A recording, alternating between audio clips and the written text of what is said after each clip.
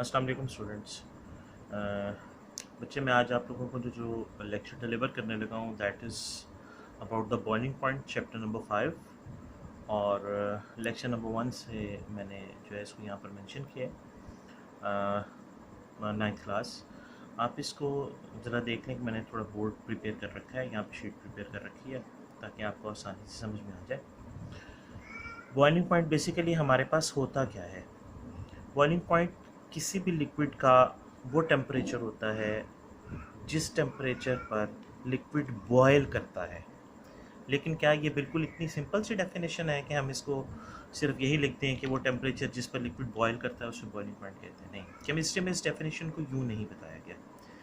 Chemistry कहती है जब आप किसी लिक्विड को हीट अप करना शुरू होते हैं तो उसमें से वेपर्स बाहर आना शुरू होते हैं। सपोज दैट कि मैंने ये डायग्राम यहाँ पर बनाई हुई है, इसमें ये जो नीचे मैंने एरोहेड बनाया हुआ है, ये मेरे पास एक कंटेनर है, कंटेनर में एक लिक्विड मौजूद है और मैंने इसके नीचे जो एरोहेड्स बनाए हुए हैं वो एरोहेड्स बेसिकली किसको रिप्रेजेंट कर रहे हैं? वो हीट को रिप्रेजेंट कर रहे हैं कि हम इस कंटेनर में लिक्विड को लेकर हीट अप कर रहे हैं। और ये जो वेपर्स मैंने यहाँ पर एरोहेड्स यहाँ पर बनाए हुए हैं ये बेसिकली एक्सटर्नल प्रेशर को रिप्रेजेंट करते हैं। आप बहुत अच्छी तरह से जानते हैं, आप एक्सटर्नल प्रेशर के बारे में पहले से पढ़ चुके हैं कि हम जिस एटमॉस्फेयर में रहते हैं, जहाँ पर सांस लेते हैं, लाजमी सी बात है हमारे ऊपर एक्सटर्नल प्रेशर होता है राउंड अबाउट 1 ATM के करीब या 1 ATM से थोड़ा सा कम होता है। बहरहाल ये जो एरोहेड्स हैं ये रिप्रेजेंट कर रहे हैं एक्सटर्नल प्रेशर को। हम जब इस लिक्विड को हीट देना शुरू करते हैं तो इसमें से वेपर्स निकलना शुरू हो जाते हैं। सपोज दैट ये जो रेड एरोहेड मैं बना रहा हूँ ये रिप्रेजेंट करते हैं लिक्विड में से निकलने वाले वेपर्स के प्रेशर को। ठीक है, आप कॉन्स्टेंटली हीट सप्लाई कर रहे हैं, लिक्विड में से बाहर आने वाले वेपर्स का प्रेशर इंक्रीज करता जाएगा, हीट करते चले जाएं और इसका इंटरनल प्रेशर बढ़ता जाएगा।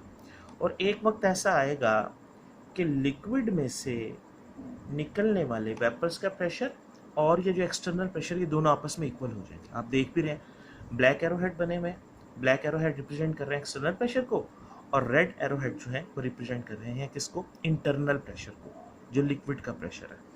तो जैसे ही ये लिक्विड के वेपर्स का प्रेशर और एक्सटर्नल प्रेशर दोनों आपस में इक्वल हो जाएंगे, हम इस लिक्विड का क्या नोट करेंगे? टेम्परेचर नोट करेंगे।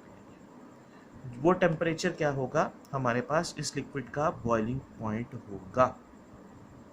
ये हमें कैसे पता चलेगा कि ये दोनों प्रेशर इक्वल हो जाए? क्योंकि स्टूडेंट अमूमन ये क्वेश्चन करते हैं। तो बेटा उसकी सिंपल ऑब्जर्वेशन ये है कि जिस वक्त आप कंटेनर में किसी चीज़ को बॉयल कर रहे हैं, कंटेनर के बॉटम से फर्स्ट बबल निकलकर ऊपर की तरफ जाए, कंटेनर के बॉटम से फर्स्ट बबल निकलकर ऊपर की तरफ जाए तो हम समझते हैं कि लिक्विड का बॉइलिंग पॉइंट अप्रोच हो गया। Is it clear no? ठीक है, बात समझ के। तो अगर इसकी एग्जांपल लें तो इसकी एग्जांपल फॉर एग्जांपल वाटर के लिए इसकी एग्जांपल मैंने नीचे वैसे ग्राफ में भी लिखी हुई है, आप इनको भी नोट कर सकते हैं। बेसिकली ये हमारे पास 34.6 जो बॉइलिंग पॉइंट लिखा गया ये ईथर का लिखा गया। ईथर इज़ अ लिक्विड, मैं इसकी डिटेल में नहीं जाऊंगा व्हाट इज़ ईथर। इसी तरह 78 जो है ये अल्कोहल का लिखा गया है। Alcohol is also a liquid and the most important is water, H2। मैं इसकी ग्राफिकल एक्सप्लेनेशन की तरफ आता हूँ। यानी कि अगर आप एग्जाम्पल के तौर पर नोट करना चाहें तो आप लिख सकते हैं फॉर एग्जाम्पल वाटर का बॉइलिंग पॉइंट है 100 डिग्री सेल्सियस। इसी तरह से यहाँ पर जो अल्कोहल है ये बेसिकली एथाइल अल्कोहल है, लेकिन आपकी बुक में सिंपल चूँकि अल्कोहल का नेम मेंशन किया गया लिहाजा मैं सिर्फ अल्कोहल से मेंशन करूँगा। The boiling point of alcohol is 78 degree Celsius. ठीक है, यानी कि जब हम वाटर को नॉर्मली 100 डिग्री सेल्सियस तक हीट अप करते हैं तो इसका ये बॉयल होना शुरू हो जाता है और अल्कोहल 78 डिग्री सेल्सियस पर बॉयल। इनके दोनों के बॉइलिंग पॉइंट का डिफरेंस है, वो आगे हम फैक्टर्स पढ़ते हैं तो उसमें समझ में आ जाएगा। ग्राफिकल एक्सप्लेनेशन यूँ है, आप ये देख सकते हैं, ये हमारे पास एक्स एक्सिस है, सॉरी वाई एक्सिस है और ये हमारे पास एक्स एक्सिस है। एक्स एक्सिस के ऊपर मैंने कुछ टेम्परेचर लिखे हैं 20, 40, 60, 80, 100। ये सारे का सबका टेम्परेचर जो है वो डिग्री सेल्सियस में लिया गया और यहाँ पर हमने वेपर प्रेशर का जो है ना ये ग्राफ बनाया। ये लाइन शो करती है किसको? वेपर प्रेशर को। और ये पॉइंट वाटर प्रेशर की सारी वैल्यूज़ यहाँ पर नहीं लिखी हैं, सिर्फ यूनिट मेंशन कर दिया है कि वाटर प्रेशर का यूनिट यहाँ पर मिलीमीटर एचजी में है। और ये पॉइंट बेसिकली रिप्रेजेंट करता है 760 को। 760 का मतलब 760 मिलीमीटर ऑफ एचजी। आप बहुत अच्छी तरह जानते हैं कि 760 मिलीमीटर एचजी इस चैप्टर के स्टार्टिंग में आपने पढ़ा था कि ये बेसिकली हमारा 1 ATM प्रेशर है, ये नॉर्मल प्रेशर होता है। तो यहाँ पर ये जो कर्व्स मिल रही हैं टेम्परेचर की और बॉइलिंग पॉइंट की कि उनके वेपर प्रेशर इंक्रीज कर रहे हैं टेम्परेचर अगेंस्ट। तो हम ईथर की कर्व आप देखते हैं कि इसकी कर्व बहुत तेज़ी से बहुत ऊपर की तरफ जा रही है।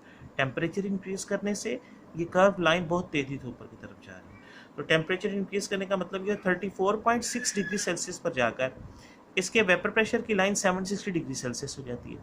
तो बात वही होगी जो बात अभी हम लोगों ने यहाँ पर एक्सप्लेन की है कि बेसिकली ईथर के वेपर्स का प्रेशर 34.6 डिग्री सेल्सियस पर 760 मिलीमीटर एचजी के हो जाता है। और 760 मिलीमीटर एचजी हमारा क्या है? एक्सटर्नल प्रेशर है। इस डायग्राम के मुताबिक एक्सटर्नल प्रेशर 760 मिलीमीटर एचजी है और इंटरनल भी कितना होना चाहिए फिर? 760 मिलीमीटर एचजी। ठीक है, तो ये किस टेम्परेचर पर होता है? 34.6 हम कहते हैं ईथर बॉयल होगा 34.6 पर। इसी तरह अल्कोहल को आप हीट करते हैं तो जब अल्कोहल का टेम्परेचर 78 डिग्री सेल्सियस पर